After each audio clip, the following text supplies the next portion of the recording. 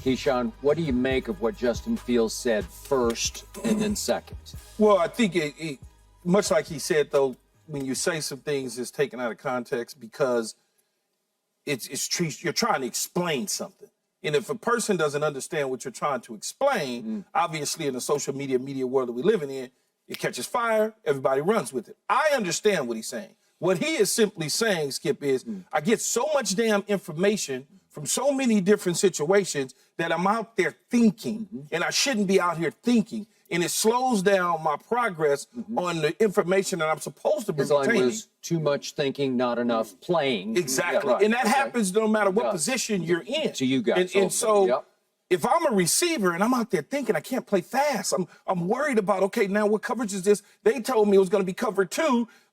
What is this? Right. And now all of a sudden, I'm supposed to run this, and I'm like, well, I can't get open because they didn't tell me this. So it's all about that. It's also part of, as I've always said, Skip, young quarterbacks, they need to be surrounded and put in the right positions for success. Period. No matter who you are. His offensive coordinator, Luke Getsy, he's never coordinated in the National Football League. Don't tell me anything about pass game coordinator for the Green Bay Packers when you got Aaron Rodgers. Me, you, and Michael with Aaron Rodgers, we can get MVPs too. He's calling the game along with LaFleur. So you hire somebody who's never done it, and this is the conversation that we always have about having somebody who's done it versus somebody who didn't do it. You know, the long year he was the offensive coordinator in college in 2018, he wasn't calling plays. No. Dan Mullen at Mississippi State was calling plays. And so these guys get hired, but they don't have a real plan in place to make these young quarterbacks be successful and succeed. And I think this is some of what you're going to see out of Chicago with this young quarterback. He's not done. He has more ability than what people think. But if you're not being coached up right, and you're not, you can't make the plays, and they don't have the right game plan for you, you're in trouble. And that's just the reality of it. The reality of it is if he's not coached up right, he's going to show us less than what he is, and it's going to make us question what type of study habits he has, what type of player he is, and in fact, is he really throwing the coaches underneath the bus? I don't believe he is. No, he didn't intend to. He didn't intend to, but he's going to learn in this business. In this business. That's why you watch the great ones, the Tom Brady's, those guys, they stick to the script. Listen, it's always, we got to play better. It starts with me. We got to play better. You stick to this script. Now, let's be real. Let's be real. We've never seen Tom in this situation. This is a different situation. I'm glad you said that, Mike. I wasn't going to cut you off. I wasn't going to cut you off. No. But I was going to say. Right. Every coordinator he had called plays before. I understand that. But I'm talking about learning how to handle the media. When you're dealing with the media. But when I say I never had Tom's never been in this situation, he's 5-22. Yeah. That means every time, I've been there. I started my career 1-15, 3-13. We were 4. That's 4-28. You think you got? I know what it's like. You think because you started at 1-15, you got one up on me? Because I started at 1-15 too. Yeah, you see what I'm saying? And in New York, Key, in New York, just like in Dallas, or in Chicago, what do you get? You go out to dinner, everybody wants to know what's happening, man. Why y'all losing so many games, man? Michael, you tore your knee up too. I did tear my knee. I tore my knee up. Yeah. But I'm still at dinner, and they bothering me. They bothering me. I was like, I ain't even on the field. What are we talking about? So I know he's dealing with it in Chicago. He's dealing with it when he's not on the football field. Absolutely. So it's getting to him. And he's hearing this everywhere he goes. He comes from a program at Ohio State, and all they did was win. So he's frustrated right here. He's frustrated, and he's letting it out. This is not the place to let it out. I want to help the young brother there. It's not the place to let it out because you're a quarterback. They're going to take everything. But now, to this, what he's saying. Let's talk about what he's saying because there's some truth to this. I always tell receivers, if you're leaving the huddle thinking about what route do I run, as opposed to thinking, how do I win on this route, you already lost. I agree. You already lost. If I'm leaving the huddle, okay, and I'm saying, what do I route, a square in or a deep out? I've already lost. Soon as I hear the play, I got to know what route I run. When I look up, I got to see, I'm starting to read coverage. How do I win on this route? What do I do? He should be set. That's how I have to leave the huddle going toward the line of scrimmage thinking. He's leaving the huddle thinking way too much right now. Now, that worries me because I say, what kind of coaching does he have? Key, you brought it up. In coaching, there's a system to it. When we practice, there's a system to it. You start practice, we go run routes on air. I'm going to run a hitch, a slant, or out on air. Then they're going to bring in some DBs. We're going to go one-on-one. I'm going to run a hitch, slant, and an out on a DB. Then they're going to bring in 7-on-7. And without the offensive defensive line, it was just 7-on-7. I'm going to run a hitch, slant, an out on 7-on-7. Then they're going to bring in the full team. I'm going to. Why are these guys not doing this with Justin Fields? Give him 5 plays and learn those 5 plays. And then we're going to start expanding off those 5 so you feel comfortable as you're learning each and every step of the way. Key brought it up. If you don't have these kind of coaches, this is the kind of thing that's going to happen to young athletes. That's why Celeb Williams' dad said, I want to be careful on where my son go. I want to make sure he's not in that kind of a situation with people that don't bring him along right. You gotta be brought along right. And Michael touched up on breaking the huddle early. Skip, in my career, my first year, I can go back right now and I can watch tape. My head was in the huddle the whole way. When I got Parcells in them, the huddle was right there. I heard 2-3 words. Gone. You gone. Because I already know. And you got to get way out there. And I already know what's going on. But my rookie year, I was being coached by Richie Kotite. It wasn't. I was sitting there for 30 seconds trying to understand the play. Okay, I got it. But sometimes, as true as the truth is, it's too true to speak publicly. You're right. Yes. And that's the problem here. Yes. He stepped slightly out of bounds into an area you can't win in that area, Understood. even though there is much truth. Maybe there's 100% truth to what he's saying. He's being overcoached to the point of what they call cognitive dissonance, where your brain just locks up. Especially, that position is, to me, about 10 times harder to play than even your position is. And especially for a young quarterback, it's just a blur in your head.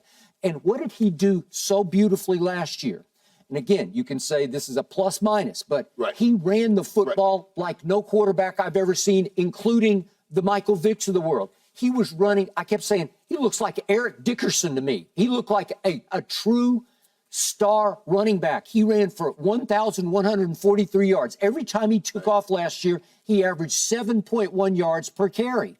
Well, it's what he does really well. He throws it pretty well, but he was gashing people. And I look at some of these games down the stretch. Miami, now they lost all 3 games, so maybe that's why the coaches are saying, I don't know. But look, against Miami, he goes 15 rushes for 178.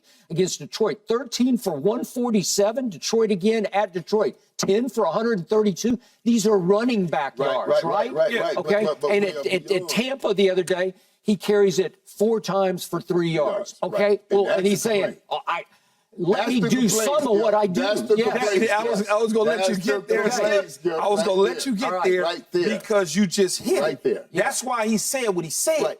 Let me just, because what happens you ran off statistics based on last year, right, with the running of football. What they then do is it becomes the offseason.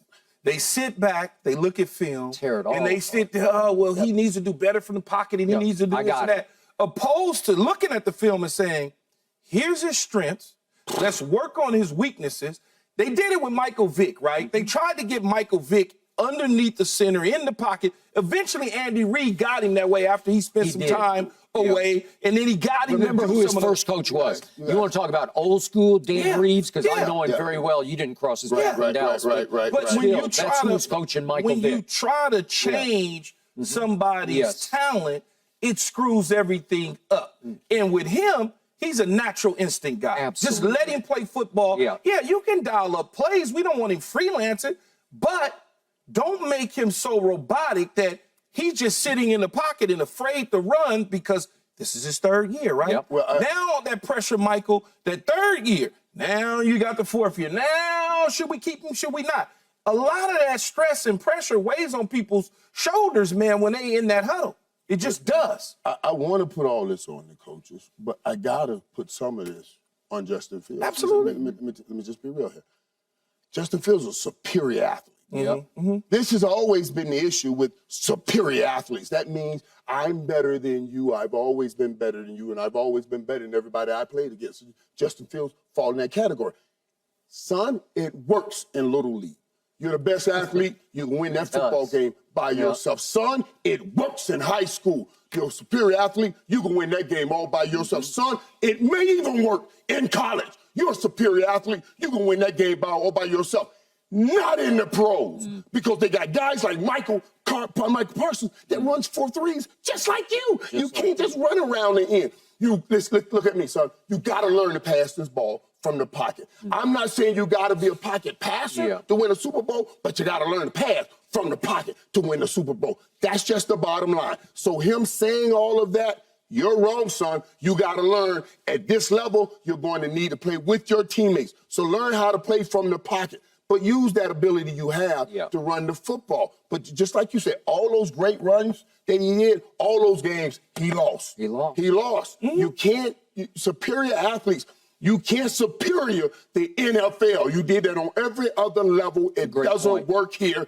Get your butt in the pocket and learn to get that ball to those other guys. And how long are you going to last running for 178 yards a game? Not long. I don't know. And we had bigger guys that we said, oh, they can handle it. The Cam Newton, the Andrew Luck, they can handle it. And they're out of the league hurting today, son, and you're not that big. Learn how to pass from the pocket. Take your time, practice it, but figure it out. No, he certainly should learn from the pocket. There's no question about it, because he got to deliver the football, especially the receivers. But if you have him out there thinking, I ain't saying a pocket passer, but no, I understand. But we don't know what they're telling him. See, we don't know what they're telling him. We can only assume that they're saying, stay in that pocket. Stay in the pocket. He can only assume that that's what they mean because he's talking to him. Right. But he said in art, he said they want me to stay in the pocket, but my natural instincts, I see things and I want to go. So he said we could have converted more third downs. Yes, you could have converted more third downs when you're running, but you won't convert more wins. That's what they're telling him. You're going to convert more third downs, but we're not converting them to wins. But converting them third downs, playmaker, gives me another set of downs, so I can keep moving the chains and get to the end zone and score some points so we can win. When he was converting, he converted last year. He was running well. But I understand. They weren't converting into wins. Yeah, but guess what? He's sitting in the pocket. He's sitting in the pocket doing exactly what they tell him to do, and it ain't amounting to that. At least you got a better shot winning with that than sitting in the pocket. What he did as a duck. What he did, unfortunately, was bring attention to his play gonna do it too. His play's doing it too, but he bring attention to his lack of learning. I understand. You know what I mean? His lack of learning. I wish he wouldn't have done it this way, because now we're saying, so you do got to progress. And what are you complaining about? Progression. Now, Jalen Hurts has helped us out, because now we know that you don't have to drop back to get to a Super Bowl. Yeah. You know, the Cam Newtons got us there. The Cam Newton got into a Super Bowl. The Colin Kaepernick have gotten to a Super Bowl. So we know you can do it. But even those guys had to throw the ball. You got to drop back sometimes and throw the ball. So learn how to throw from the pocket and stop complaining about being taught how to throw from the pocket. Don't ever complain about that again. Could it be frustration and not complaining? It's frustration. Could it be frustration? And I'm looking at this thing now in my 3rd year, and I got everybody out there questioning my ability and who I am. That's frustration. Okay, when you see, and you've seen it, when you see a quarterback stand in the pocket and deliver that ball right down the pipe, bam, you make that great play. I catch with my hands, not my body. Right. However you make the play, give it a dap on that. You make that great play. You know, at some point in the game, that's what the quarterback's going to do. He's saying he's sitting in the pocket and he sees a lane opening running. He wants to take off and run. I'm saying sometimes you got to sit in that pocket. Yeah. You got to look down the gun barrel. There's no question. And deliver that ball. You got to do that. That's part of the game at this level. He just got to learn how to do it. All right, and here's the issue that still hangs over Justin's head, whether he likes it or not. They had the #1 overall pick. And right there. And they may get I it think again. Bryce Young is an extraordinary thrower of the football. You think he's a little small and he might not be able to take the pounding that this league will inflict upon him, and he's off to a pretty shaky start, though he made some nice throws the other night. My point is, they could have had Bryce Young, and everybody knows they could have had Bryce Young, and they said, no, we're going to stick with Justin. And that's something that will stay there. It will just overhang the whole franchise depending on Bryce's progress or lack thereof at Carolina. Absolutely. Okay, so you had your opening to go get a purer pocket passer, Right. albeit 5 feet, 10 Yep. inches tall. I think he's 5'10" and a quarter. And it's pretty You might smart. got him. Huh? You probably got him. Got him how? Height-wise. I think that's what he measured, 5'10" and a quarter. I think he's put together good enough to take the pounding. You're a fan. I'm a fan. I think you're a fan. He's I know. slight. I got it. Well, you I could just- I don't- be it's- proven right about that. it's slight. But I'm sure he's reading clips too, Yeah. and other people are saying exactly what you're saying, Skip. Yeah. And he's saying, The "Oh, Chicago there's media, something to it." Chicago media, you know, they not. It's not easy now. No. It's not easy. Chicago's little baby New York. We got to get back to Deion Sanders. The story in all of sports. Is Deion better off going to a major catch college like this, program man. than coaching in the National Football League? And we're about to hear from you next. Hashtag Undisputed Live. Stay here.